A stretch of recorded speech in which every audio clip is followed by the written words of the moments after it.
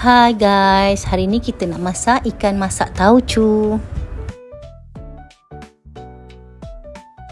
Okey, first kita panaskan minyak. Apabila minyak telah panas, kita goreng ikan yang telah digaul dengan garam. Okey, apabila ikan telah masak dan garing, kita angkat ya. Okey, kita kurangkan sedikit minyak dan kemudian kita tumis bawang putih hingga garing. Kemudian kita masukkan bawang besar. Kacau-kacau dan kemudian masukkan halia. Okey, setelah semua bahan tadi garing dan wangi, kita masukkan tauco.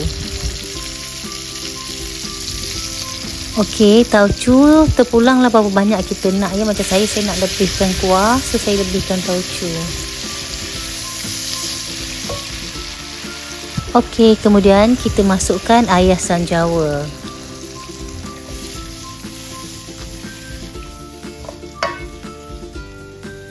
Okey, kita masukkan air. Terpulang berapa banyak yang kita nak, ikut berapa banyak ikan ya.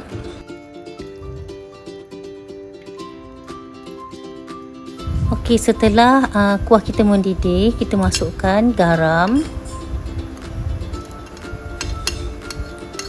dan juga gula untuk kita sebatikan rasa ya.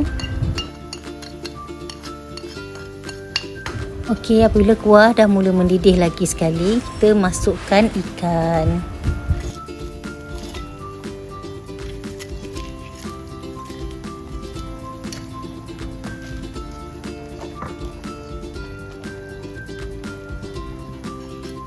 Okey, untuk kita pedaskan sedikit kuah, kita boleh masukkan cili api dan juga cili merah untuk aksesori serta bawang besar.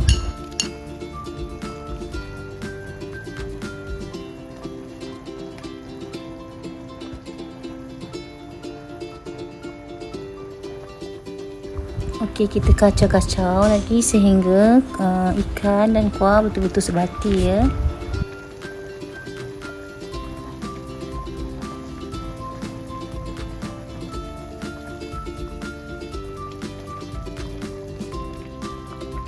Okey, apabila kuah dengan ikan dah betul-betul masak dan mendidih, kita rasa.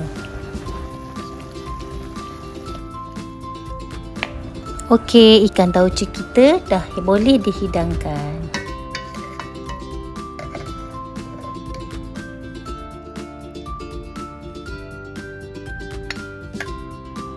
Okey, selamat menjamu selera semua.